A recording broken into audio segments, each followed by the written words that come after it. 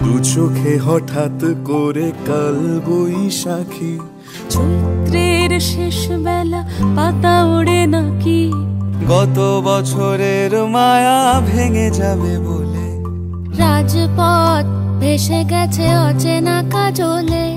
দু চোখে হঠাৎ করে কাল বৈশাখী, চৈত্রের শেষ বেলা পাতা ওড়ে নাকি, গত বছরের মায়া ভেঙে যাবে বলে, রাজপথ ভেসে গেছে অচেনা কাজলে।